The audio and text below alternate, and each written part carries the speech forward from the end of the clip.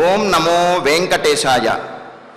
దశరథ నృపబాలం వేదకల్పద్రుమూలం నతజన పరిపాలం సర్వదా లోకపాలం విధృత కనకచేలం వానరేంద్రాదిజాలం మరకతమణినీలం నౌమి సీతానుకూలం. వేద వేదాంతములయందు ప్రతిపాదింపబడినటువంటి ఏకైక స్వరూపుడు, శరణు పొందినటువంటి భక్తులను పరిపాలించు కరుణామయ స్వరూపుడు, దశరథనందనుడు అయినటువంటి శ్రీరామచంద్రునికి నమస్కరిస్తూ తదభిన్న స్వరూపుడైనటువంటి ఆ శ్రీనివాసుని యొక్క దివ్య అనుగ్రహ విశేషం చేత సమస్త మానవాళికి ధర్మ తత్పరతను సకల కార్యసిద్ధిని చేకూర్చాలన్నటువంటి సంకల్పంతో తిరుమల తిరుపతి దేవస్థానం వారు నిర్వహిస్తున్నటువంటి శ్రీమద్ రామాయణం అయోధ్యాకాండ ప్రవచన పారాయణ కార్యక్రమంలో నేటికి మనం 241వ రోజులోకి ప్రవేశించాం. ఈ కార్యక్రమాన్ని ముందుగా అన్నమాచార్యుల వారి సంకీర్తన అయినటువంటి చదివి బతుకరో సర్వజనులు మీరు అనేటటువంటి సంకీర్తనను శ్రీమాన్ కర్రా ఉదయ భాస్కర్ గారు, అన్నమాచార్య ప్రాజెక్టు కళాకారులు వారి బృందం యొక్క సహకారంతో ఆలపిస్తారు. శ్రవణం చేద్దాం. ఓం నమో వెంకటేశాయ.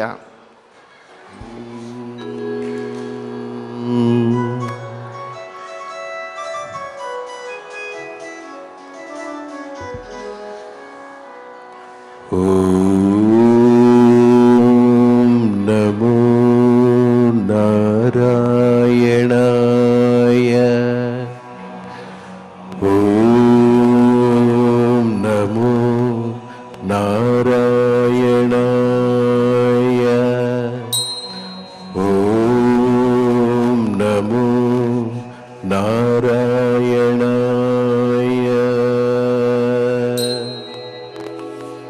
చదివి బతుకరో సర్వజనులు మీరు,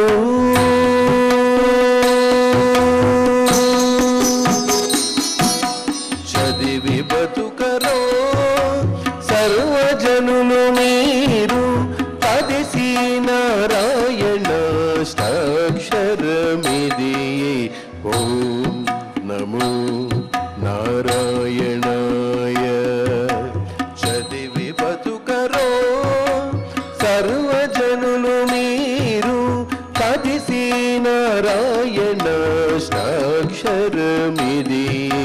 కదిసి నారాయణ అష్టాక్షరమిదియే.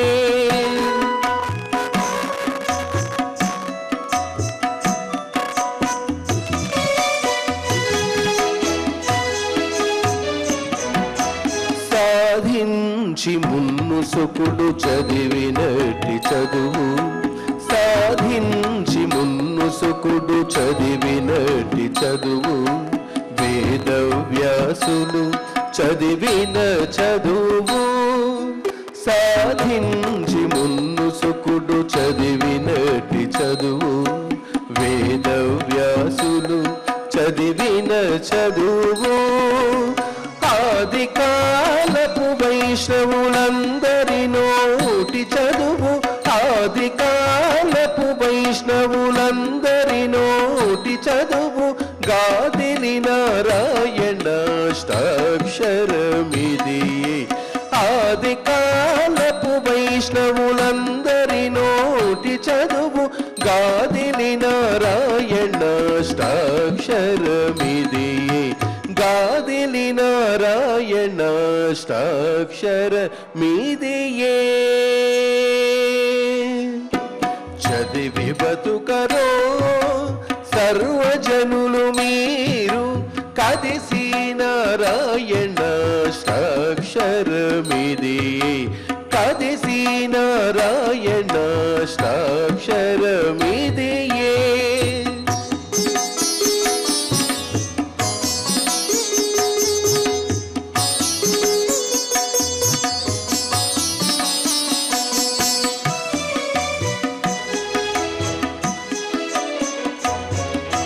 సతతము మునులెల్ల చదివినట్టి చదువు, సతతము మునులెల్ల చదివినట్టి చదువు, వెతదీర బ్రహ్మ చదివిన చదువు సతతము మునులెల్ల చదివినట్టి చదువు వెదదీర బ్రహ్మ చదివిన చదువు జతనమై ప్రహ్లాదుడు చదివినట్టి చదువు జతనమై ప్రహ్లాదుడు చదివినట్టి చదువు గతిగా నారాయణాష్టాక్షరమిది జతనమై ప్రహ్లాదుడు చదివినట్టి చదువు గతిగా నారాయణాష్టాక్షరమిది గతిగా నారాయణాష్టాక్షరమిదియే చదివి బతుకరో సర్వజనులు మీరు కదిసి నారాయణాష్టాక్షరమిది కదిసి నారాయణాష్టాక్షరమిదియే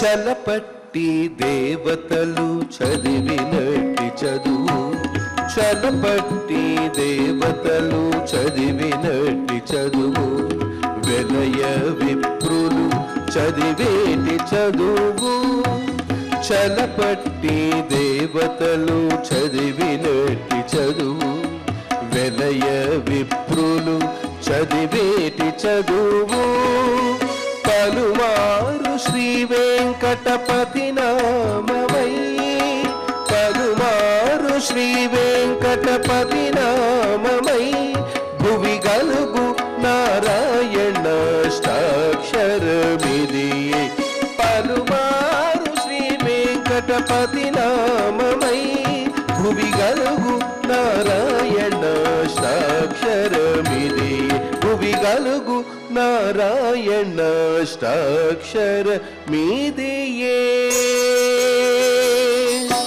చదివి బతుకరో సర్వజనులు మీరు కదిసి నారాయణాష్టాక్షరమిది చదివి బతుకరో సర్వజనులు మీరు కదిసి నారాయణాష్టాక్షరమిది కదిసి నారాయణాష్టాక్షరమిది కదిసి నారాయణాష్టాక్షరమిదియే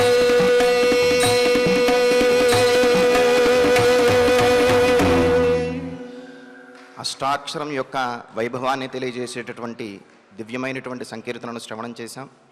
ఇక ఇప్పుడు శ్రీ గురు ధ్యానపూర్వకంగా సంకల్ప వాక్యాలను అందరము కలిసి పలుకుతూ ఈ కార్యక్రమాన్ని ప్రారంభం చేసుకుందాం.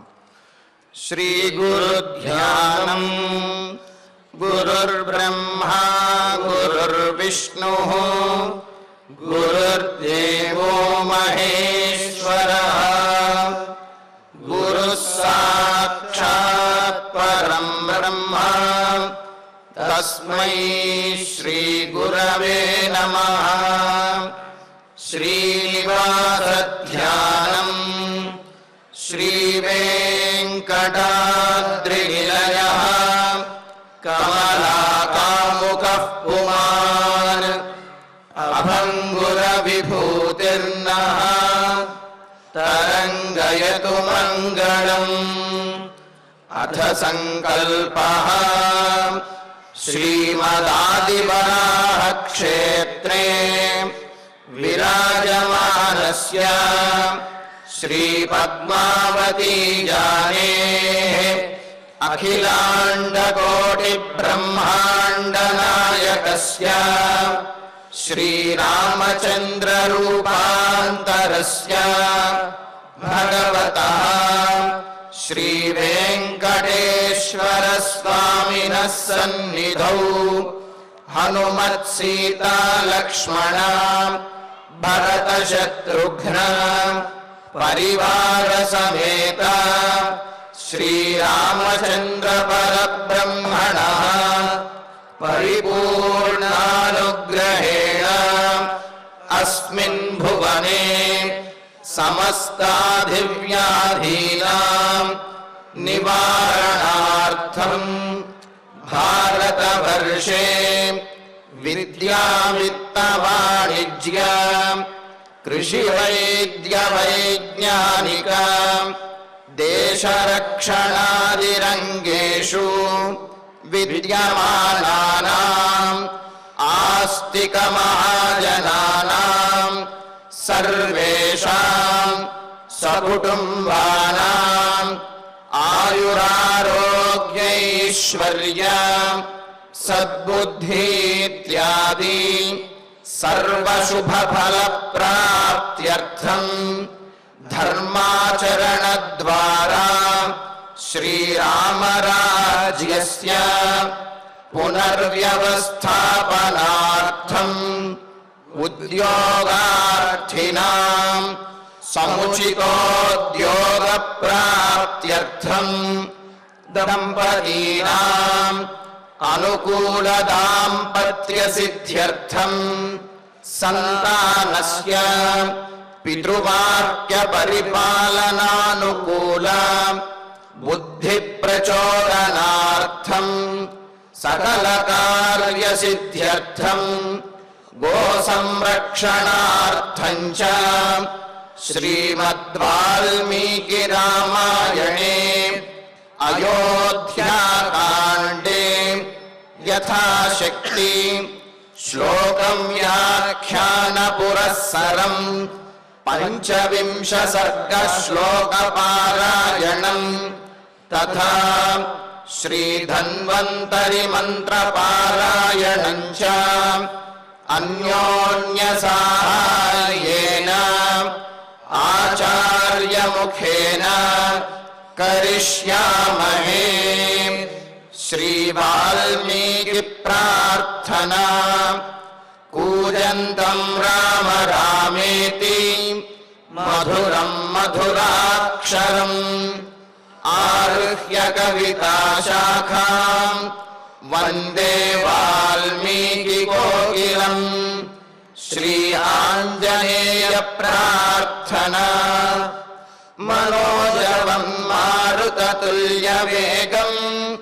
जितेन्द्रियं बुद्धिमतां वरिष्ठं वातात्मजं वानरयूथमुख्यं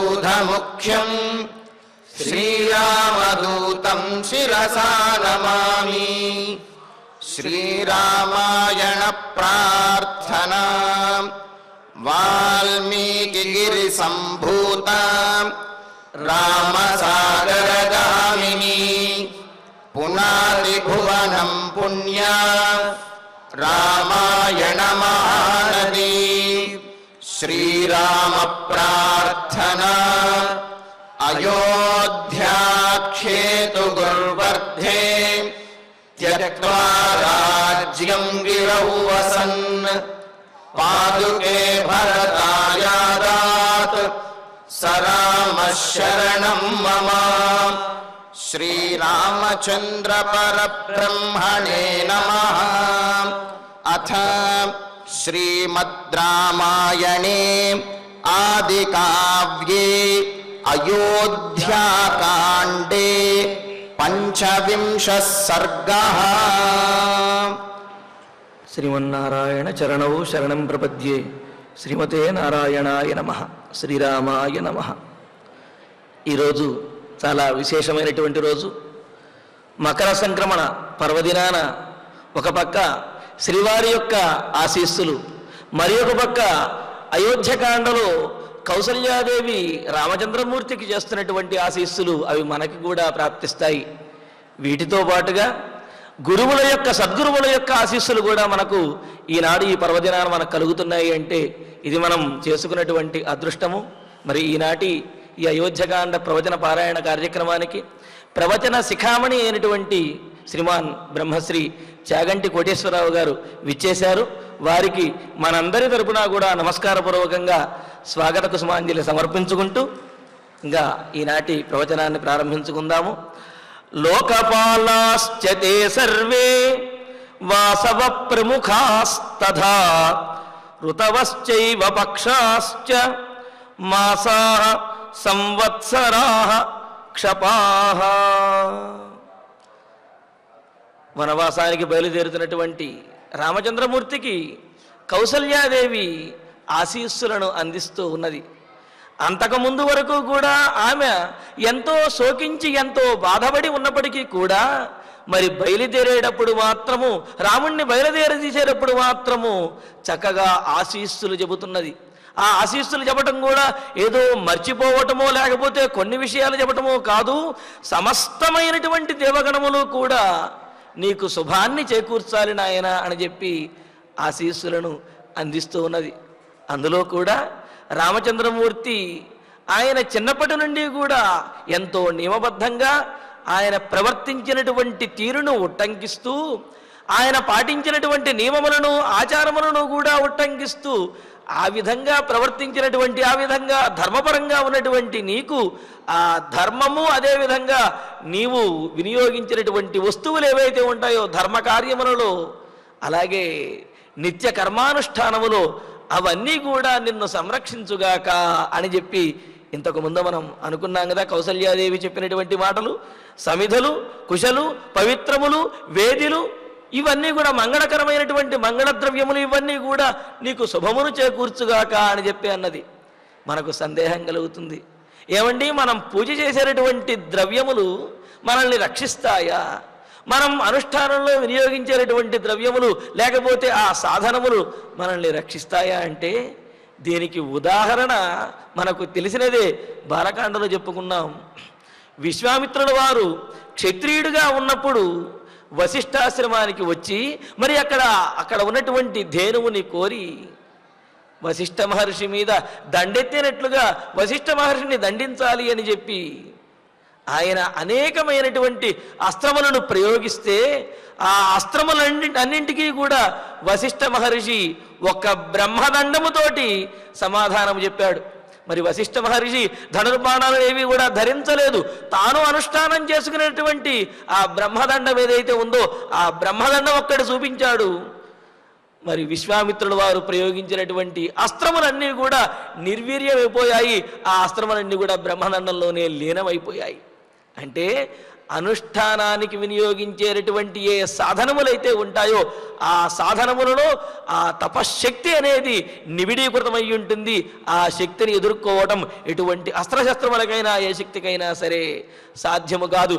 అందుకే కదా మరి విశ్వామిత్రుల వారు ధిక్షాత్రం తేజ బ్రాహ్మం తేజో తేజ అని చెప్పి అంటూ ఈ క్షాత్రం తేజస్సు, ఈ అస్త్రశస్త్రములు ఇవన్నీ ఎందుకు, అనుష్ఠాన బలం ఏదైతే ఉందో అదే గొప్పది అని చెప్పి అన్నారు కదా.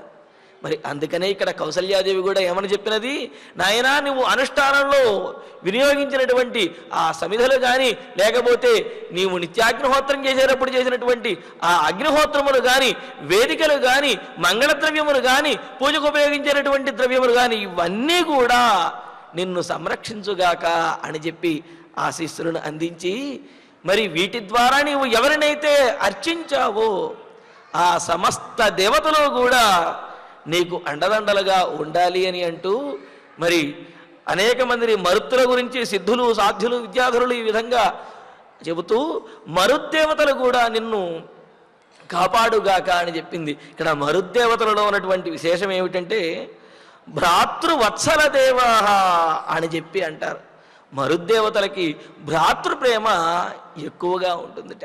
అందుకనే ఎవరైతే అన్నదమ్ముల విషయంలో ప్రేమగా ఉంటారో, అన్నదమ్ములని ఆదరంతో చూస్తారో వాళ్ళు మరుద్దేవతలతో కలిసి అంత్యమున మోక్షాన్ని పొందిన తరువాత మరుద్దేవతలతోటి వాళ్ళు ఆనందిస్తారు అని చెబుతున్నారు. అందుకనే భ్రాతృణాం ప్రాయణం భ్రాత యోని తిష్టతి ధర్మవితు స పుణ్యబంధు పురుష మరుద్భి సహమోదతే అని భాగవతంలో మనకు తెలియజేశారు.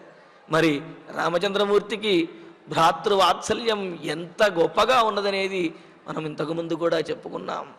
భుక్తమన్న మృష్టమన్న ఉపానీతం అశ్నాది నచతం వినా అని చెప్పినట్లుగా రామచంద్రమూర్తికి ఏదైనా సరే ఒక మధుర పదార్థం కనుక వచ్చినట్లయితే తన తమ్ముళ్ళు లేకుండా, ముఖ్యంగా లక్ష్మణుడు లేకుండా ఏది కూడా భుజించేవాడు కాదుట.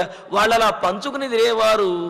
ఒకరికి ప్రాప్తించినటువంటి సుఖం తన అన్నదమ్ములందరికీ కలగాలి, తన అన్నదమ్ములందరూ పంచుకోవాలి అని చెప్పి ఈ విధంగా భ్రాతృప్రేమతోటి ఉండేవాళ్ళు. మరి అటువంటి భ్రాతృప్రేమ కలిగినటువంటి వాడు కనుకనే ఇక్కడ కౌసల్యాదేవి కూడా ఏమని అంటున్నది, మరుద్దేవతలు కూడా నీకు సహకరించి నిన్ను రక్షించుగాక అని చెప్పి కౌసల్యాదేవి చక్కగా ఆశీస్సులను అందిస్తూ మరి ఈ మిగతా దేవతలను కూడా చెబుతూ లోకపాలాశ్చతే సర్వే వాసవ ప్రముఖాస్తథా అని అంటూ, తథా అదేవిధంగా వాసవ ప్రముఖా, ఇంద్రుడు మొదలైనటువంటి దేవతలు ఎవరైతే ఉన్నారో, ఇంద్రుడు దేవతలకు నాయకుడు కావున ఇంద్రుడు మొదలైనటువంటి దేవతలు అనే విషయాన్ని తెలియజేశారు. మరి అటు ఇంద్రుడు మొదలైనటువంటి దేవతలు ఎవరైతే ఉన్నారో వాళ్ళు సర్వే లోకపాలాశ్చ, తే సర్వే లోకపాలాశ్చ, ఇంద్రుడు మొదలైనటువంటి సకల లోక పాలకులు కూడా నిన్ను రక్షించాలి, స్వస్తి కుర్వంతు, నీకు స్వస్తిని చేకూర్చాలి అని అన్నారు. స్వస్తి అంటే ఏమిటో కూడా మనం అనుకున్నాం కదా. యత్ సుఖం త్రిషు లోకేషు వ్యాధి వ్యసనవర్జితం యస్మిన్ సర్వే స్థితాః కామాః తత్ స్వస్తితి అభిసంజ్ఞితం అని అన్నారు.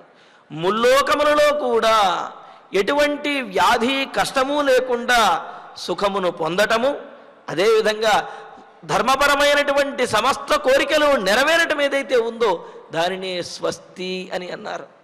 మరి రామచంద్రమూర్తి వనవాస దీక్షకు బయలుదేరుతున్నారు కావున వనవాస దీక్షలో రామచంద్రమూర్తికి ధర్మపరమైనటువంటి సుఖం అనేది ప్రాప్తించాలి అని చెప్పి తే స్వస్తి కుర్వంతు, దేవతలందరూ కూడా నీకు స్వస్తిని చేకూర్చుగా. కానీ మరి లోకపాలాహ అనే దానికి మరొక అర్థం కూడా మనకు పెద్దలు తెలియజేస్తున్నారు. పంచలోక పాలకులు అని చెప్పి మహాగణాధిపతి, బ్రహ్మ, మహావిష్ణువు, పరమేశ్వరుడు, గౌరీ అని చెప్పి ఈ విధంగా 5 లోకపాలకులను కూడా చెబుతారు. ఈ వీరు నిన్ను రక్షించుగాక అని చెప్పి. అంతేకాదు సర్వాధార కాలహ అని అంటారు. ఎందుకు అంటే అన్నింటికీ కూడా ఆధారమైనటువంటిది కాలము, అన్నింటికీ పరిష్కారాన్ని చేకూర్చేది కూడా కాలము. దేనినైనా సరే విపరీతం చేయాలి అన్నా, అనుకూలం చేయాలన్నా సరే కాలం మీదే ఆధారపడి ఉంటుంది. అందుకనే ఇక్కడ కాలదేవతలు కూడా నీకు ఆశీస్సులను ఇవ్వాలి నాయన అని చెబుతూ ఋతవశ్చైవ పక్షాశ్చ మాసాహ సంవత్సరాహ క్షపాహ అని అంటూ ఋతువులు, వసంత ఋతువు, గ్రీష్మ ఋతువు మొదలైనటువంటి ఋతువులు ఏవైతే ఉన్నాయో ఆ ఋతువులు నిన్ను రక్షించుగా. కానీ అదేమిటండి ఋతువులు ఎలా రక్షిస్తాయి అని అంటే ప్రతి ఋతువుకి కూడా ఒక అధిష్టాన దేవత ఉన్నారు. ఉదాహరణకి వసంత ఋతువుకి అగ్ని, గ్రీష్మ ఋతువుకి ఇంద్రుడు, వర్ష ఋతువుకి విశ్వే దేవతలు, శరద్ ఋతువుకి మిత్రావరుడు, హేమంత ఋతువుకి బృహస్పతి, అదే శిశిర ఋతువుకి కూడా బృహస్పతి. ఈ విధంగా ఋతువులకు అధిష్టాన దేవతలు ఉన్నారు. కావున ఋతువులను సంరక్షించాలి అంటే కాలము నీకు అనుకూలంగా ఉండాలి. ఆ కాలాధిష్టాన దేవతలు ఎవరైతే ఉన్నారో వారు నిన్ను సంరక్షించుగాక అని చెబుతూ ఈ విధంగా పక్షములు శుక్లపక్షము, కృష్ణపక్షము. మరి శుక్లపక్షానికి చంద్రుడు అధిదేవత అయితే కృష్ణపక్షానికి సూర్యుడు. మరి పక్షాధిదేవతలు నిన్ను కాపాడుగాక అని అంటూ మాసములు కూడా నిన్ను రక్షించాలి అని. మరి మాసాది దేవతలు కూడా చైత్రమాసానికి విష్ణువు, వైశాఖానికి మధుసూదనుడు, ఇలాగా వరుసగా ప్రతి మాసానికి కూడా అధిష్టాన దేవతలు ఉన్నారు. మరి ఆయా అధిష్టాన దేవతలు ఎవరైతే ఉన్నారో మాసానికి వారందరూ కూడా రక్షించుగాక అని చెప్పి ఇలా ప్రతి విషయాన్ని కూడా చెప్పడంలో ఉద్దేశం ఏమిటి అంటే రామచంద్రమూర్తికి ఏ ఋతువు వలన, ఏ పక్షము వలన, ఏ మాసము వలన కూడా ఇబ్బంది కలగకూడదు అని చెప్పి. ఎందుకు అంటే వసంత ఋతువు అనగానే వసంత ఋతువు కాస్త చెట్లు జిగిర్చి పూలు పూస్తాయి, ఆహ్లాదకరంగా ఉంటుంది కావున కాస్త ఆనందంగా ఉండవచ్చు. మరి గ్రీష్మ ఋతువులోనూ వేడి యొక్క తాపము తట్టుకోలేం, వర్ష ఋతువులో వర్షం వల్ల తడిసిపోతాం. అదేవిధంగా హేమంత ఋతువు అనుకుంటే కనుక శరద్ ఋతువు కాస్త ఆహ్లాదకరంగా కాస్త నదీ తీరాల్లో విహరించడానికి బాగున్నప్పటికీ కూడా హేమంత ఋతువులో మరి చలి వస్తూ ఉంటుంది. ఈ విధంగా ఆయా ఋతువులు ఆయా వాతావరణ పరిస్థితుల్ని కల్పిస్తాయి. కావున ఏ ఋతువులోనైనా సరే, ఏ వాతావరణ పరిస్థితి అయినా సరే రామచంద్రమూర్తికి ఆ అరణ్యవాసంలో, వనవాసంలో అనుకూలంగానే ఉండాలి అని. ఎందుకు అంటే మనబోటి వారికి గ్రీష్మ ఋతువు వచ్చిందంటే శరీరంలో వేడి పెరిగిపోతూ ఉంటుంది, హేమంత ఋతువు వచ్చిందంటే జలుబు దగ్గు తగులుకుంటాయి. కానీ రామచంద్రమూర్తికి ఇటువంటివేవి కూడా ఋతువుల వల్ల ఆనుకూల్యమే కలగాలి తప్ప ఆ ఋతువుల యొక్క ప్రభావంతో ఎటువంటి శారీరకమైనటువంటి లేకపోతే మానసికమైనటువంటి ఇబ్బందులేవి కలగకూడదు అని చెప్పి కౌసల్యాదేవి ప్రతి విషయాన్ని కూడా ఉట్టంకిస్తూ ఈ విధంగా చెబుతున్నదన్నమాట. అలాగే మాసాహ నెలలు, సంవత్సరాహ సంవత్సరములు కూడా, సంవత్సరములకు కూడా ప్రభవాది 6 సంవత్సరములు, 60 సంవత్సరములకు కూడా ప్రభనవ సంవత్సరానికి కమలజుడు అని, విభవనవ సంవత్సరానికి విష్ణువు అని, ఇలాగా 60 సంవత్సరములకు 60 అధిష్టాన దేవతలు మనకు తెలియజేయబడ్డారు. ఆ అధిష్టాన దేవతలు ఆయా సంవత్సరముల యందు కాపాడుతూ ఉంటారు. మరి అటువంటి సంవత్సరాది దేవతలు ఎవరైతే ఉన్నారో వారు మరి 14 సంవత్సరముల పాటు రామచంద్రమూర్తి వనవాసం చేయాలి. కావున ఈ 14 సంవత్సరముల యొక్క అధిదేవతలు ఎవరైతే ఉన్నారో వారు నిన్ను సంరక్షించుగాక అని చెప్పి కౌసల్యాదేవి చెబుతూ, ఇంకా క్షపాహ, క్షపాహ అంటే రాత్రులు అని అర్థం. సహజంగా రాత్రిపూట రాక్షసుల యొక్క ప్రభావము, దుష్టశక్తుల యొక్క ప్రభావము ఎక్కువగా ఉంటుంది. కానీ రాత్రి అధిష్టాన దేవతలు ఎవరైతే ఉన్నారో వారు నిన్ను సంరక్షించుగా. కానీ రాత్రి సూక్తము కానొక సూక్తం ఉన్నది. ఆ సూక్తంలో రాత్రి అధిష్టాన దేవతను ఆరాధించడం ద్వారా ఆ రాత్రిపూట చేసేటటువంటి అనుష్ఠానములు కానివ్వండి, లేకపోతే ప్రత్యేకమైనటువంటి ఏదైనా పూజలు ఉన్నట్లయితే అవి పరిపూర్ణంగా సిద్ధిస్తాయి అని, అదేవిధంగా రాత్రి దేవత యొక్క అనుగ్రహము ద్వారా ఆ కార్యక్రమాలు విజయం పొందుతాయి అని కూడా మనకు రాత్రి సూక్తంలో తెలియజేశారు. ఈ విధంగా ఇక్కడ రాత్రులన్నీ కూడా, రాత్రిపూట కూడా నీకే ఇబ్బంది కలగకూడదు, ఆ రాత్రి అధిష్టాన దేవతలు నిన్ను సంరక్షించుగాక అని చెప్పి అన్నారు. మరి ఆ తర్వాత దినాని చ ముహూర్తాశ్చ స్వస్తి కుర్వంతు తే సదా స్మృతిర్ధృతిశ్చ ధర్మశ్చ పాతు త్వాం పుత్ర సర్వతః. మరి ఈ విధంగా రాత్రి పగలు ముహూర్తములు ఇవన్నీ కూడా రామచంద్రమూర్తిని ఎల్లప్పుడూ అంటే సకల కాలాధిష్టాన దేవతలు కూడా రక్షించాలి అని చెప్పి కౌసల్యాదేవి మంగళాశాసనం చేస్తున్నది, ఆశీస్సులని అందిస్తూ ఉన్నది. మరి ఇవన్నీ కూడా మనం కాలం మీద ఆధారపడి ఉన్నాం. కావున కాలము 2 స్వరూపాలుగా చెబుతారు మనకు. ఒకటి భగవత్ స్వరూపంగాను, రెండవది మృత్యుస్వరూపంగా కూడా చెబుతారు. అందుకనే యముడిని కాలుడు అని అంటారు, విధిగా చెబుతారు. మరి ఈ విధంగా కాలస్వరూపంలో ఉన్నటువంటి లేదా కాలాధిష్టాన దేవతలని అర్చించడం ద్వారా, వారి యొక్క ఆశీస్సుల ద్వారా కాలుడైనటువంటి అంటే ఆ మృత్యుదోషములు పోయి కాలస్వరూపమైనటువంటి భగవంతుని యొక్క అనుగ్రహంతో ఈ మృత్యుదోషములన్నీ కూడా పోయి దీర్ఘాయుష్షు, అదేవిధంగా జీవితంలో సుఖము, సంతోషము, శాంతి కలుగుతాయి అని చెప్పి పెద్దలు తెలియజేస్తున్నారు. అందుకనే కదా షష్ఠి పూర్తి అనే మహోత్సవాన్ని చేసుకున్నప్పుడు అక్కడ అనేకమైనటువంటి దాదాపు 300కు పైగా కాలాధిష్టాన దేవతలందరినీ కూడా అర్చిస్తారు. మరి అలా అర్చించడంలో ఉద్దేశం ఏమిటి అంటే ఆ కాలాధిష్టాన దేవతల యొక్క అనుగ్రహంతో మరి వీరిలో ఉన్నటువంటి అపమృత్యు దోషములు ఏమైనా కనుక ఉన్నట్లయితే అవన్నీ తొలగిపోయి దీర్ఘాయుష్షు, అదేవిధంగా భగవద్ అనుగ్రహము పొందటం అనేది అందులో ఉన్నటువంటి ఉద్దేశ్యం. అలాగే ఇక్కడ కూడా కౌసల్యాదేవి కాలాధిష్టాన దేవతలందరూ కూడా వనవాసంలో నీకు అనుకూలంగా ఉండి నీకు సుఖమును, శాంతిని, ధర్మపరమైనటువంటి నీ నిత్యకర్మానుష్ఠానాన్ని, అదేవిధంగా నీ దీక్షను కూడా విజయవంతము చేసెదరుగాక అని చెప్పి కౌసల్యాదేవి ఆశీస్సులను అందిస్తున్నది. మరి మరిన్ని విశేషాలు ఈ కౌసల్యాదేవి చెప్పినటువంటి ఈ ఆశీస్సులలో ఉన్నాయి. మరి ఈనాడు మన ప్రవచన పారాయణ కార్యక్రమానికి ప్రవచన చక్రవర్తి శ్రీమాన్ బ్రహ్మశ్రీ చాగంటి కోటేశ్వరరావు గారు విచ్చేశారు. వారిని మనం ఈ విధంగా ఈ కార్యక్రమంలో స్వామివారి సమక్షంలో, సద్గురు సమక్షంలో మనం ఈ కార్యక్రమాన్ని నిర్వహించుకోవడం మన యొక్క అదృష్టము. మరి వారి యొక్క సందేశాన్ని అందించవలసిందిగా సవినయంగా ప్రార్థిస్తున్నాము. శ్రీరామాయణం ఆది కావ్యం. సాక్షాత్తుగా వేదమునందు ప్రతిపాదింపబడిన ధర్మం ఏదుందో అదంతా కూడా శ్రీరామాయణంలో రామచంద్రమూర్తి చేత అనుష్ఠింపబడి మనకి కనపడుతుంది. వేదము చేత ప్రతిపాదింపబడిన పరబ్రహ్మతత్వమే కరచరణాదులతో ఒక మూర్తిగా రామచంద్రుడిగా ఈ భూమి మీద కదలాడింది. అందుకే రామో విగ్రహవాం ధర్మ అని పిలుస్తారు. ధర్మానికి కాళ్ళు చేతులు వచ్చి ఒక రూపంతో ఈ భూమి మీద తిరిగితే అదే శ్రీరామచంద్ర ప్రభు. అటువంటి శ్రీరామాయణంలో ఈ అయోధ్యాకాండ చాలా ప్రధానమైనటువంటి కాండ. ఈ కాండ ద్వారా తెలుసుకోవలసిన విషయాలు అనేకం ప్రతిపాదింపబడతాయి. ఇందులో ప్రధానంగా పురుష సంకల్పము, పురుష ప్రయత్నము, దైవానుగ్రహము, ఈ రెండిటికి మధ్య వచ్చే సంఘర్షణ, ఈ రెండు సమన్వయం పొందవలసిన అవసరం గురించి రామచంద్రమూర్తి ఇచ్చే తీర్పు మనకి కనపడుతుంది. నిజానికి దశరథ మహారాజు గారు రాముడికి యవ్వరాజ్య పట్టాభిషేకం చేద్దామని నిర్ణయం చేసుకుని చైత్ర శ్రీమాన్ ఇయం మాస పుణ్య పుష్పితకానన యవ్వరాజ్యాయ రామస్య సర్వం మే ఉపకల్ప్యతాం అన్నాడు. ఇది పరమ పవిత్రమైనటువంటి చైత్రమాసం, వసంత ఋతువు. వనములలో ఉన్న చెట్లన్నీ కూడా పుష్పించి ఫలించి ఉంటాయి. ఇంత పవిత్రమైనటువంటి ఈ కాలంలో రామచంద్రమూర్తికి యవ్వరాజ్య పట్టాభిషేకం చెయ్యాలని నేను సంకల్పం చేస్తున్నాను అన్నాడు.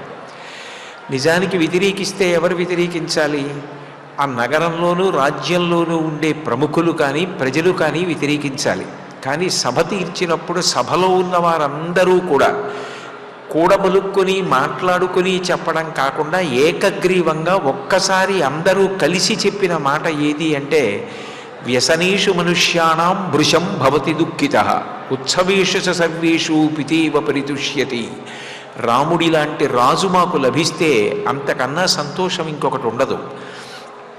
ప్రజలకి ఏదైనా కష్టం కలిగితే ఒక తల్లి ఎట్లా బాధపడుతుందో, ఎట్లా దుఃఖిస్తుందో అట్లా రాముడు దుఃఖించగలడు. అంత ఆర్ద్రత కలిగిన మనసున్నవాడు. తల్లిలా తన ప్రజలను ప్రేమించగలడు. అట్లాగే ప్రజలకి సుఖం కలిగితే, సంతోషం కలిగితే, అభ్యున్నతి కలిగితే తండ్రి సంతోషించినట్లు సంతోషించగలడు. తల్లి తండ్రి ఇద్దరూ కలిసి ఒక రూపంలో ప్రవేశించి ఉంటే ఎట్లా రక్షణ పొందుతారో అట్లా రాముడు యువరాజు అయితే మేమందరం కూడా రక్షింపబడతాం. కాబట్టి రాముడికి పట్టాభిషేకం చెయ్యమని ప్రజలన్నారు, ప్రముఖులన్నారు, మంత్రులన్నారు, దండనాథులన్నారు, అందరూ అన్నారు. ఇంతమంది అన్నప్పటికీ యవ్వరాజ్య పట్టాభిషేకం జరగలేదు. అకస్మాత్తుగా రేపు పట్టాభిషేకం అనగా ఇవాల్టి రోజు రాత్రి నవపంచచ వర్షాణి దండకారణ్యమాశ్రిత చీరాజనజటాధారీ రామో భవతు తాపసః అభిషేక సమారంభో రాఘవస్యోపకల్ప్యతాం అనేనైవాభిషేకేన భరతో మిభిషిచ్యతాం అని కైకమ్మ 2 వరాలు అడిగింది. ఏ ముహూర్తానికి రాముడికి యవ్వరాజ్య పట్టాభిషేకం చెయ్యాలని సంకల్పం చేశారో అదే ముహూర్తానికి నా కుమారుడైన భరతుడికి పట్టాభిషేకం జరగాలి.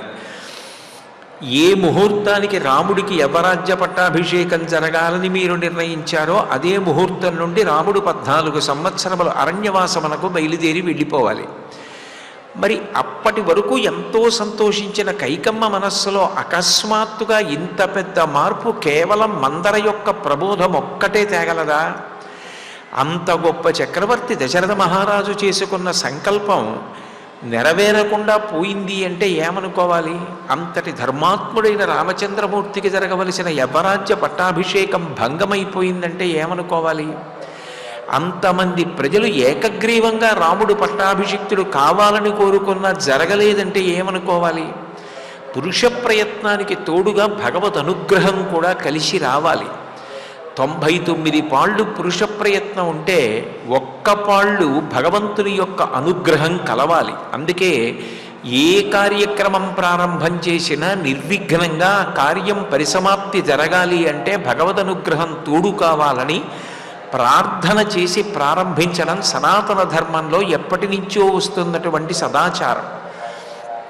అటువంటి పట్టాభిషేకం భంగమైంది అంటే మనుష్య ప్రయత్నం ఉంది, అందరి యొక్క తోడ్పాటు ఉంది, కానీ ఈశ్వరుని యొక్క అనుగ్రహము మాత్రము లేదు. ఇది పట్టుకోగలిగినటువంటి ప్రజ్ఞ ఉన్నవాడు రామచంద్రమూర్తి. శాస్త్రములయందు ప్రావీణ్యత ఎంత గొప్పదో, పురుష ప్రయత్నము భగవదనుగ్రహము రెండూ కలిసి ఉండకపోతే కార్యములు జరగవు అని తెలిసి ఉండడం కూడా అనుష్ఠాన పర్యంతంలోకి వచ్చినటువంటి వేదాంతమని గుర్తు. అది తెలిసినవాడు రాముడు. అందుకే ఆయన కించిత్ బెంగ పెట్టుకోలేదు. బెంగ పెట్టుకోకపోగా ధర్మాన్ని అనుష్ఠించడం తనకి ప్రధానంగా కలిగినవాడు కాబట్టి తల్లి కైకమ్మ దగ్గరికి వెళ్ళి, అమ్మా, ఇవాళ నేను ఈ పట్టాభిషేకం జరగకపోతే బెంగ పెట్టుకుంటానని అనుకుంటున్నావా? నాకు అక్కర్లేదమ్మా, నాకు కావలసినది ధర్మం ఒక్కటే. తండ్రి గారు అరణ్యవాసం చెయ్యమంటే అరణ్యవాసం చేస్తాను, పట్టాభిషేకం చేసుకోమంటే పట్టాభిషేకం చేస్తాను. ఒక కుమారుడిగా నా ధర్మం పితృవాక్య పరిపాలన. శ్రీరామాయణం చదువుకోవడం దేనికి అంటే ధర్మమునందు అవగాహన కలగాలి. ధర్మము అంటే కర్తవ్యం. మీరు అందుకే శ్రీరామాయణాది కావ్యములలో కానీ సంస్కృత భాషలో రచింపబడిన పురాణాదులలో కానీ పరిశీలనం చేస్తే బాధ్యత అన్న మాట ఉండదు. కర్తవ్యం. కౌసల్యా సుప్రజా రామ పూర్వా సంధ్యా ప్రవర్తతే ఉత్తిష్ట నరశార్దూల కర్తవ్యం దైవమాన్నికం. కర్తవ్యం అంటే నా వైపు నుంచి నేను చెయ్యవలసినది. ఒక కొడుకుగా నేను తండ్రి గారికి ఏం చెయ్యాలి, అది నా కర్తవ్యం. కర్తవ్యం ధర్మం. అందుకే ఎవరు తన కర్తవ్యాన్ని తాను నిర్వహించాడో అది ఆచారం, ఆచరింపబడినది. అందుకే భీష్మాచార్యుల వారు విష్ణు సహస్రం చెప్తూ మహాభారతంలో ఆచార ప్రభవో ధర్మ అంటాడు. ఆచరించినది ధర్మము తప్ప నాకు తెలుసండి అన్నది ధర్మం కాదు. తెలిసున్నది ధర్మమైతే రావణాసురుడికి కూడా ధర్మం తెలుసు, కానీ ఆయన ఆచరించలేదు. 10 తలలు ఉన్నా తెగిపోయి. ఎవరు ఆచరించగలడో అది ధర్మం. ఆయన ధర్మానికి ప్రతినిధిగా నిలబడతాడు. అట్లా నిలబడినటువంటి వాడు రామచంద్రమూర్తి. అందుకే ఆయన ఒక మాట అంటాడు, నాహమర్థపరో దేవి లోకమా వస్తుముత్సహి విద్ధిమాం ఋషిభి తుల్యం కేవలం ధర్మమాస్థితం. అమ్మా, నాకు సంతోషం దేని వలనో తెలుసా? రాజ్యం కలిసి వచ్చిందా, పట్టాభిషేకం పొందానా, ఐశ్వర్యం కలిగిందా, ఇవి కాదు నా సంతోషానికి కారణాలు. నేను తృప్తిని పొందడానికి కారణం నేను అనుష్ఠించవలసిన ధర్మాన్ని నేను అనుష్ఠించానా, నేను చెయ్యవలసిన కర్తవ్యం నేను చేశానా. నా కర్తవ్యం నేను చేసిన నాడు ఏది కలిసి వచ్చింది ఏది కలిసి రాలేదు అన్నది భగవంతుడికి విడిచిపెట్టేస్తాను. అది ఈశ్వరుడు నిర్ణయించిన విషయం. నేను చెయ్యవలసినది చేశానా లేదా అక్కడ వరకే. నేను ఋషి సమానున్నమ్మా. నాకు ఈ ఐశ్వర్య ప్రాప్తి గురించిన ఆలోచన లేదు. విద్ధిమాం ఋషిభి తుల్యం కేవలం ధర్మమాస్థితం. నేను ధర్మమును మాత్రమే ఆశ్రయించి ఉన్నాను అని బయలుదేరిపోయిన రాముడి దగ్గరికి వచ్చి లక్ష్మణస్వామి ఒక మాట అంటాడు. అన్నయ్య, నీకు ఇంత పౌరుష పరాక్రమాలున్నాయి. నువ్వు సామాన్యమైన పరాక్రమం ఉన్నవాడివి కాదు. నువ్వు తలుచుకుంటే సమస్త బ్రహ్మాండములను శాసించగలిగిన వాడివి. నీ నారాచ బాణములను ప్రయోగం చేస్తే ఆకాశంలో ప్రయాణించే దేవతల యొక్క దారులు కూడా కట్టడి చేయబడతాయి. సృష్టి స్థితి లయములను చెయ్యగలిగిన వాడివి. ఇంత శక్తి కలిగిన వాడివి నీవు. అంత శక్తి కాకపోయినా దశరథుణ్ణి సైన్యాన్ని నిగ్రహించగలిగిన శక్తి కలిగిన వాడిని నేను. పురుషుడు తన ప్రయత్నాన్ని నమ్ముకోవాలి, తన శక్తిని నమ్ముకోవాలి.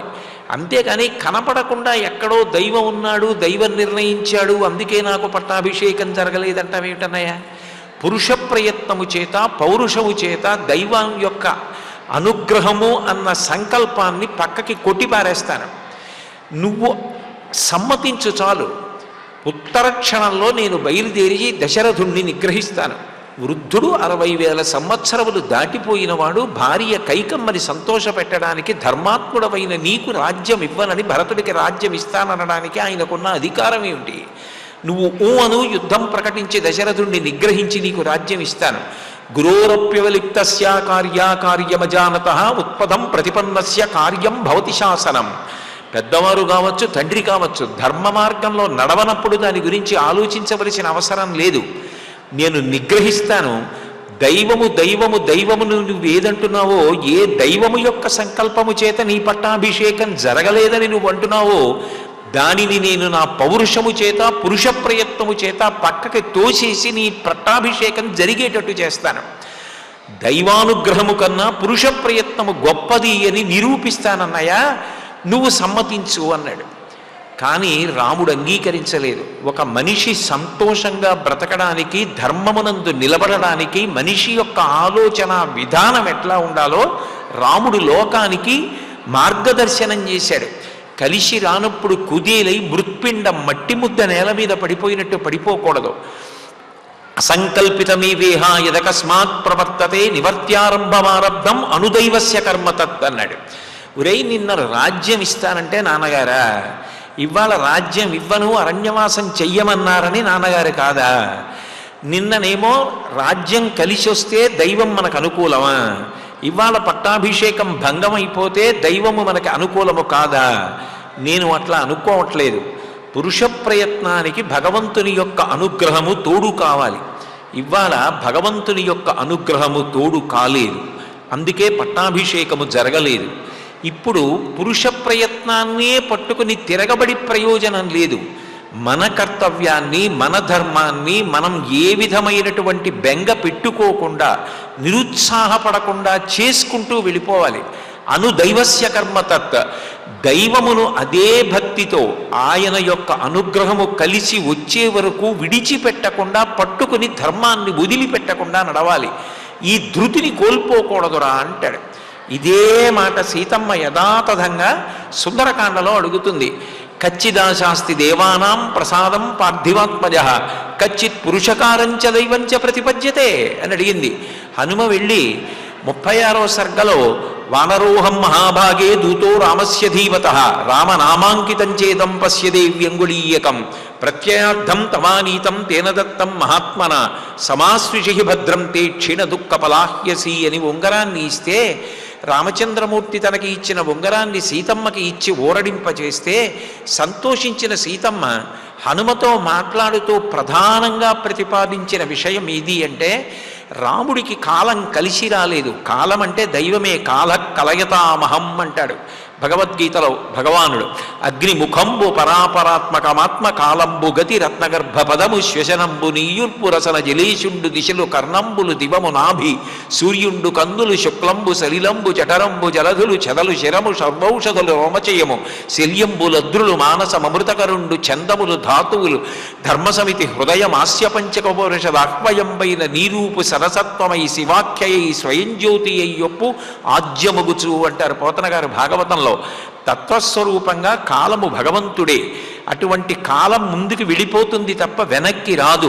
స్త్రీ పురుష నపుంసక మూర్తియును కాక తిర్య కమర నరాది మూర్తియును కాక కర్మ గుణ భేద సరసత్ప్రకాశి కాక వెనుకనందియుతానగు విభుతలంతు అంటారు గజేంద్రమోక్షణ ఘట్టంలో.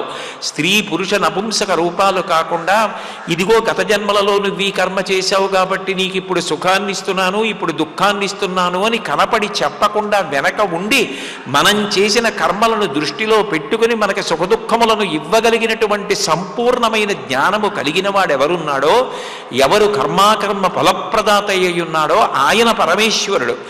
ఆ పరమేశ్వరుడు ఒక కార్యం జరగకుండా చేశాడు అంటే ఆయన మీద వెంటనే వైరుధ్యభావం పెట్టుకొని భక్తిని విడిచిపెట్టేసి ఇక నుంచి నేను దైవాన్ని కొలవను అనడం కాదు గొప్ప. ఏమో భగవంతుడు నాకు ఎందుకు ఇవ్వలేదు, అది ఇస్తే ఏ ఉపద్రవం ఉందో, అందుకని నాకు ఇవ్వలేదని భగవంతుడికి 2 నమస్కారాలు చేసి భగవంతుడిని అనుగమించగలిగిన వాడెవరో ఆయన భక్తుడు. రామచంద్రమూర్తికి కాలం కలిసి రాలేదు. యవ్వరాజ్య పట్టాభిషేకమా భంగమైపోయింది. దాని స్థానంలో అరణ్యవాసం వచ్చింది. అరణ్యవాసానికి వచ్చినటువంటి వాడికి ఎన్నో కష్టాలు సంప్రాప్తమయ్యాయి. రాక్షసులతో యుద్ధం సంప్రాప్తమైంది. ఆ పైన నేను అంటే సీతమ్మ అపహరణానికి గురైంది. ఇన్ని కష్టాలకి లోనైపోయినటువంటి రాముడికి దైవం మీద నమ్మకం పోయిందా? దైవం మీద నమ్మకం పోకుండా తాను ప్రతినిత్యం చేయవలసిన నిత్యకర్మ ఈశ్వరుని యొక్క అనుగ్రహము కొరకు చిత్తశుద్ధి కొరకు అట్లాగే ధృతితో పట్టుకుని ఉన్నాడా? తను చేయవలసిన పురుష ప్రయత్నాన్ని విడిచిపెట్టేసి నేను ప్రయత్నిస్తే మాత్రం కార్యమైందా? దైవానుగ్రహం కలిసి వస్తే కదా కార్యం అయ్యేది. అది కలిసి వచ్చే వరకు ఇక నేనేమీ చెయ్యకుండా ఉంటానని కూర్చున్నాడా? పురుష ప్రయత్నము జరుగుతూనే ఉండాలి, ఉత్సాహాన్ని విడిచిపెట్టకూడదు. ఆ ఉత్సాహమే మనిషికి ఎంతో ప్రధానమైనది. అదే హనుమ సుందరకాండలో అంటారు, అనిర్వేద శ్రేయోమూలం అనిర్వేద సుఖం పరం అనిర్వేదో హి సతతం సర్వార్థేషు ప్రవర్తక కరోతి సబలం జన్మో కర్మయత్త కరోతి సహ తస్మాద్ అనిర్వేద కృతం యత్నం చేష్టేహముత్తమం అంటారు. నిర్వేదమును పొందకుండా ఉత్సాహంతో తన కార్యమును తాను చేసుకుంటూ వెళ్ళిపోతూ ఉండాలి. ఒకవేళ ఈశ్వరానుగ్రహం కలిసి రాక కార్యం జరగకపోతే బెంగ పెట్టుకోకూడదు. ఆ ఈశ్వరానుగ్రహం నాకు మళ్ళీ కలిసి వచ్చే వరకు నా ప్రయత్నాన్ని నేను చేస్తూ భక్తితో ఈశ్వరుణ్ణి ఆరాధిస్తాను అనగలగాలి. రెండిటినీ జీవితంలో సమన్వయం చేసుకున్నవాడెవడో ఆయన పురుషుడు. అది నిజమైన భక్తి. రాముడు అరణ్యవాసం సంప్రాప్తమైంది, తండ్రి దశరథుడు మరణించాడు, సీతమ్మ అపహరణానికి గురైంది, ఇన్ని కష్టములు ఒకదాని మీద ఒకటి వచ్చి పడిపోతున్నాయి. ఇక నాకు దైవానుగ్రహం లేనప్పుడు నేను పురుష ప్రయత్నం చేయడం ఎందుకని విడిచిపెట్టేశాడా? పురుష ప్రయత్నం చేస్తూ ఈశ్వరానుగ్రహము కొరకు భక్తితో ప్రవర్తిస్తున్నాడా? ఈ రెండూ రాముడి యందు కలిసే ఉన్నాయా? ఏదైనా ఒకటి విడిచిపెట్టాడా అని సీతమ్మ ఆర్తితో అడిగింది. అంటే మనకి అయోధ్యకాండ ద్వారా ప్రధానంగా మనం తెలుసుకోవలసినటువంటి పాఠం, అయోధ్యకాండ ద్వారా మనందరం జీవితంలో గుర్తుపెట్టుకోవలసినటువంటి పాఠం ఒకటి, ఉత్సాహంతో పురుష ప్రయత్నాన్ని విడిచిపెట్టకుండా చేస్తూ వెళ్ళిపోతూ ఉండాలి. అదే సమయంలో భక్తితో ఈశ్వరుని యొక్క అనుగ్రహము కలిసి రావాలి. ఎక్కడ ఈశ్వరానుగ్రహము కలిసి వచ్చిందో అది తప్పకుండా నన్ను ఉత్తమ పదం వైపుకి నడిపిస్తుంది. ఎక్కడ ఈశ్వరానుగ్రహము కలిసి రాక నాకు సంకల్పించిన కార్యము జరగలేదు, అక్కడ నేను బెంగ పెట్టుకోవలసిన అవసరం లేదు. హేమంత ఋతువులో పిల్లవాడికి పడిశం పట్టి దగ్గొస్తున్నప్పుడు కొత్త చింతకాయ పచ్చడి అన్నం తినాలని ఇంద్రియానికి లొంగిపోయి సిద్ధపడినా తల్లి పెట్టకుండా ఎలా కొడుకుని నిగ్రహించి పడిశం ఎక్కువవుతుందని పెట్టదో, అట్లాగే భగవంతుడు ఎందుకో నాకు ఈ కార్యం జరగకుండా చేశాడని 2 నమస్కారాలు చేసి ముందుకు వెళ్ళిపోగలిగినటువంటి ఉత్సాహం మనిషి కోల్పోకుండా ఉండాలి సుమా అన్న విషయాన్ని రామచంద్రమూర్తి యొక్క తీర్పు ద్వారా అయోధ్యకాండలో అర్థమవుతుంది. మహానుభావుడు కంచి కామకోటి పీఠాధిపత్యం వహించినటువంటి నడిచే దైవమని పేరుగాంచిన మహాపురుషులు శ్రీ శ్రీ శ్రీ చంద్రశేఖరేంద్ర సరస్వతి మహాస్వామి వారు అయోధ్యకాండలో కౌసల్య రామచంద్రమూర్తి అరణ్యవాసానికి వెళ్ళేటప్పుడు చెప్పిన శ్లోకం గురించి చెప్తూ, ఇది పిల్లలకు తల్లి ప్రయాణానికి ముందు కట్టి ఇచ్చిన చద్దెన్నపు మూట అని వర్ణించారు. ప్రతి తల్లి కూడా ఈ శ్లోకాన్ని ఇంటిలో పిల్లలకి చెప్పి తీరాలి. రామాయణం అంతా శ్లోకాన్ని ఆధారం చేసుకుని తల్లి చెప్పడం మొదలు పెడితే ప్రతి ఇంటిలో ఉన్నటువంటి పిల్లవాడు కూడా ధర్మానుష్ఠానం చేయడానికి ఇష్టపడతాడు. ఎక్కడ ధర్మం ఉంటుందో అక్కడ ప్రశాంతత ఉంటుంది, లోకశాంతి ఉంటుంది.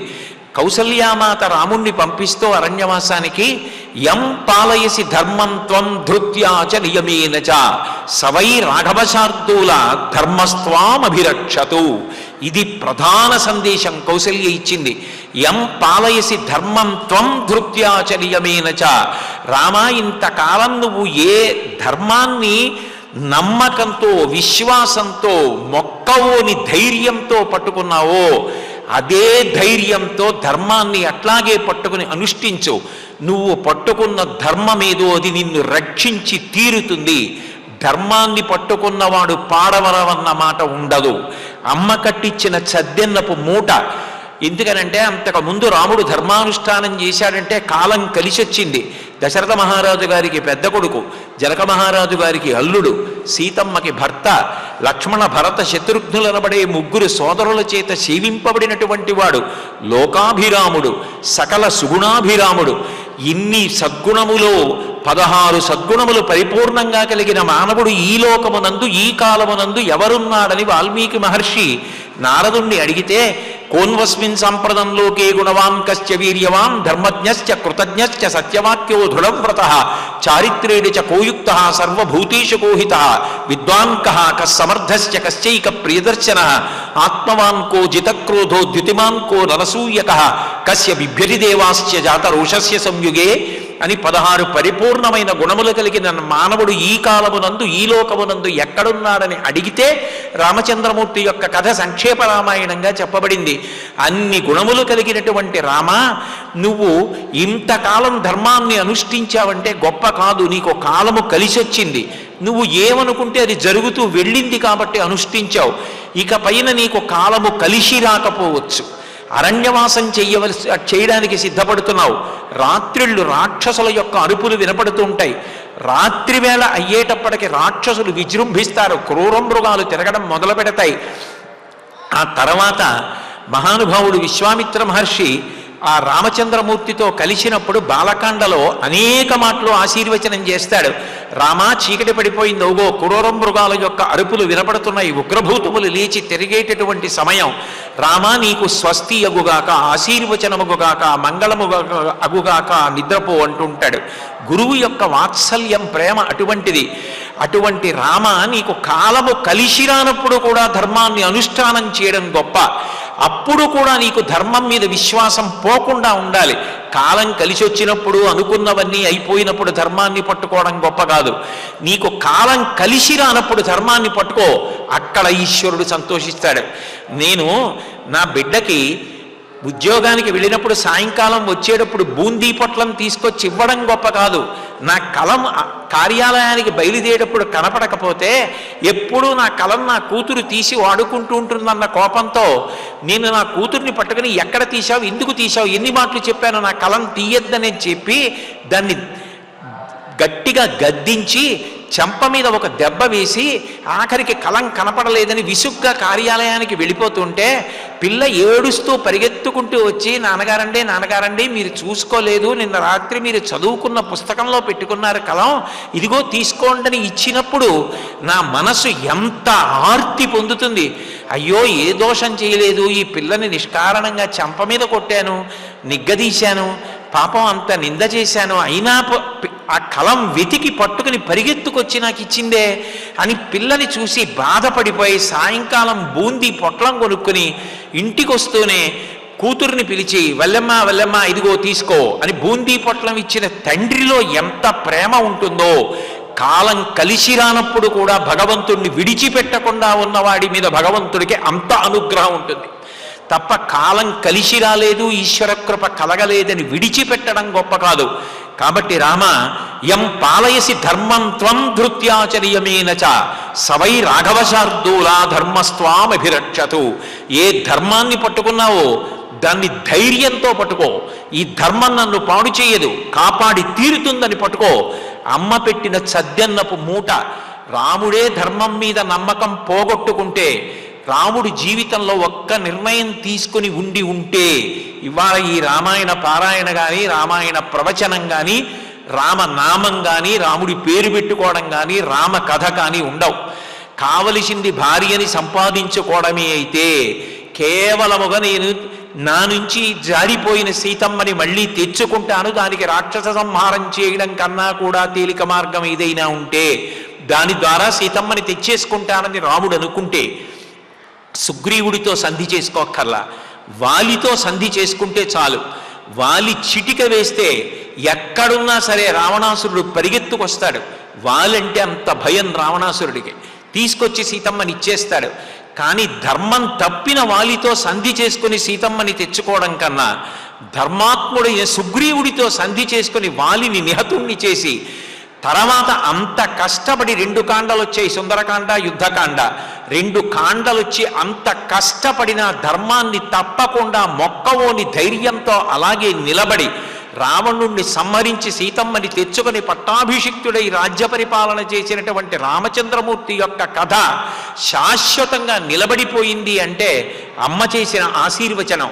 రామ, ధర్మాన్ని విడిచిపెట్టవద్దు, ఎన్ని కష్టాలు రాని ధర్మాన్ని మాత్రం అట్లాగే పట్టుకో, ధర్మాన్ని విడిచిపెట్టవద్దు. నిజానికి సనాతన ధర్మము మన ధర్మం పేరు.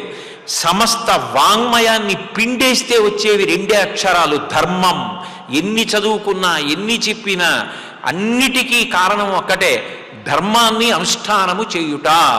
ధర్మాన్ని పట్టుకుంటే అంతకు మించిన శాంతి లేదు. అంత గొప్ప ధర్మాన్ని సాధించడానికి అనుష్ఠించడానికి రామకథకి మూలం ఎక్కడుందో, తల్లి చెప్పిన మాట ఎక్కడుందో అది అయోధ్యాకాండలో కౌసల్యాదేవి యొక్క ఆశీర్వచనంలో కనపడుతుంది. అయోధ్యాకాండ పరిపరి విధముల ఎన్ని రకాలుగా మీరు పరిశీలిస్తారో అంత గొప్ప వ్యక్తిత్వము తయారవుతుంది. నేను ఒక్క ఉదాహరణ చెప్పిన ప్రవచనాన్ని పూర్తి చేస్తాను. కుటుంబానికి అధిపతి దశరథ మహారాజు గారు 4 కొడుకుల్ని కన్నాడు. ఎంతో గొప్ప వ్యక్తిత్వంతో చూస్తే మహానుభావుడు, ప్రజారంజకంగా పరిపాలించినవాడు. కానీ పుత్రవ్యామోహం రాముడి పట్ల నిజానికి ఎక్కువైపోయిన కారణం చేత కొడుక్కి ఎక్కడ యవ్వరాజ్య పట్టాభిషేకం చెయ్యలేనో అన్న ఉద్దేశ్యంతో భరతుడి గురించి కించిత్ తక్కువ చేసి ఆలోచించాడు.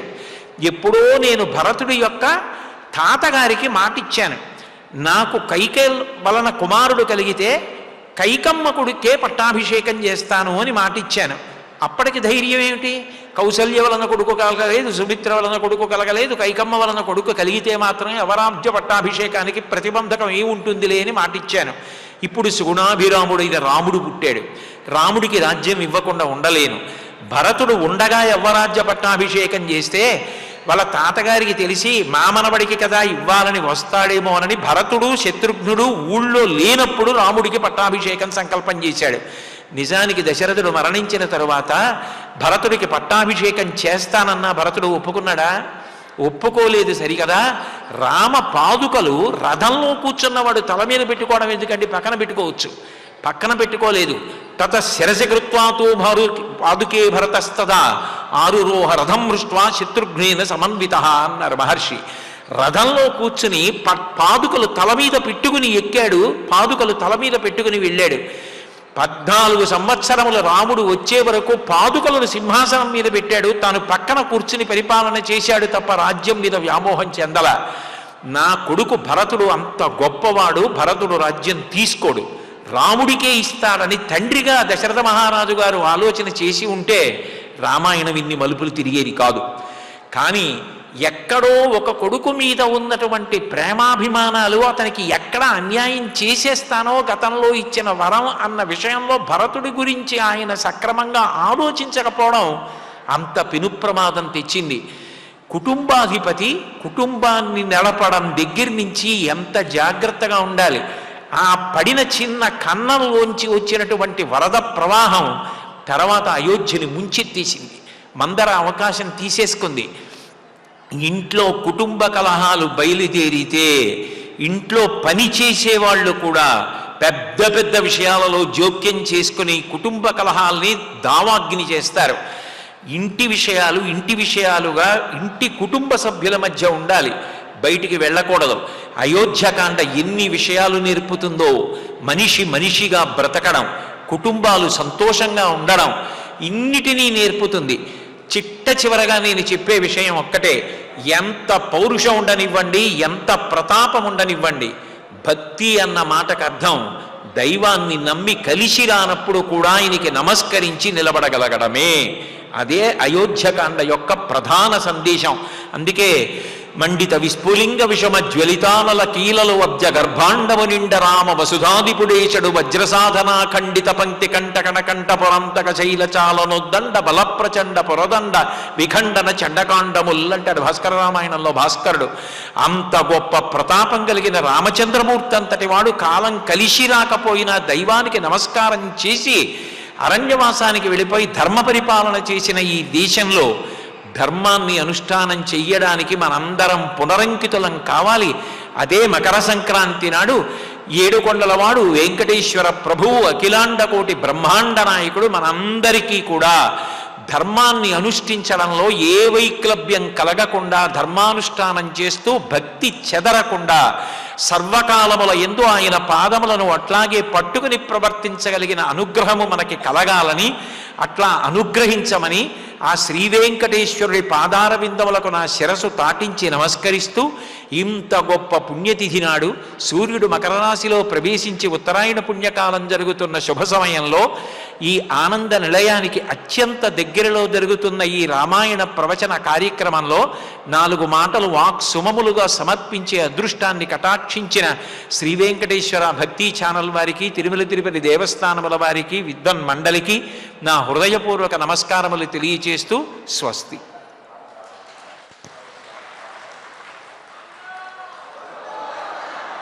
అమృతతుల్యమైనటువంటి వారి ప్రవచన ప్రవాహంలో మనల్ని అందరినీ కూడా పునీతులను చేసి ఉత్తేజపరిచి అల్పమైనటువంటి మాటలలోనే అయోధ్యకాండ యొక్క సారాంశాన్ని చక్కగా మనకు వివరించినటువంటి గురువుగారికి మనందరి తరపున ధన్యవాదాలు తెలియజేసుకుంటూ ఇక ఈనాడు శ్లోకాలను, రామాయణ శ్లోకాలను ఆచార్యుల వారి ద్వారా పారాయణ చేసుకుందాము.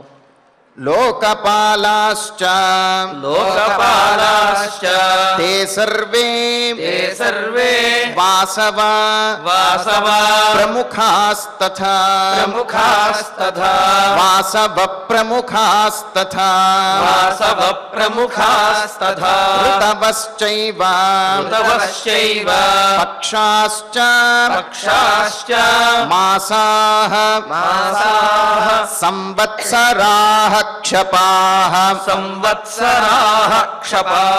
దినాని చ ముహూర్తాశ్చ స్వస్తి కుర్వంతు తే సదా స్మృతిః ధృతిశ్చ ధర్మశ్చ పాతు త్వాం పుత్ర సర్వతః కందశ్చ భగవాన్ దేవః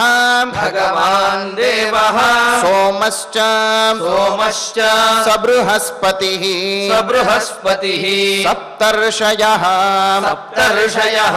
నారదశ్చ తే త్వాం రక్షन्तు సర్వతః యాశ్చాపి సర్వతః సిద్ధాః దిశశ్చ సదిగీశ్వరాః స్తుతామయా వనే తస్మిన్ పాంతు త్వాం పుత్ర నిత్యశః శైలాః సర్వే సముద్రాశ్చ రాజా వరుణ ఏవ చ యౌరంతరిక్షం పృథివీ నద్యః సర్వాః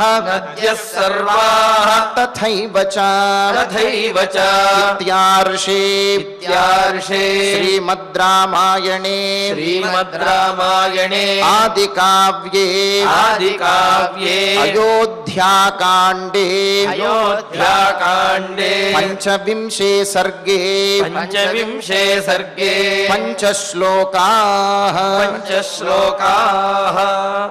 ఫలశ్రుతి నుండి మంగళాంతం వరకు అందరము కలిసి పఠిస్తూ ఈ కార్యక్రమాన్ని పరిపూర్ణం చేసుకుందాం. ఫలశ్రుతి ఆయుష్యమారోగ్యకరం యశస్యం సౌభ్రాతృకం బుద్ధికరం సుఖం చ శ్రోతవ్యమేతన్నియమేన సద్భిః ఆఖ్యానమోజస్కరమృద్ధికామైః శ్రీరామచంద్ర పరబ్రహ్మణే నమః. అథ ధన్వంతరి ధ్యానం అచ్యుతానంద గోవింద విష్ణో నారాయణామృత రోగాన్మే నాశయాశేషాన్ ఆశు ధన్వంతరే హరే. ఆరోగ్యం దీర్ఘమాయుష్యం బలం తేజోధియం శ్రియం స్వభక్తేభ్యోనుగృహంతం వందే ధన్వంతరిం హరిం. ధన్వంతరేరిమం శ్లోకం భక్త్యా నిత్యం పఠంతి యే అనారోగ్యం న తేషాం స్యాత్ సుఖం జీవంతి తే చిరం. ఓం నమో భగవతే వాసుదేవాయ ధన్వంతరగే అమృత కలశహస్తాయ వజ్రజలౌకహస్తాయ सर्वामय विनाशनाय त्रैलोक्यनाथाय महाविष्णवे स्वाहा।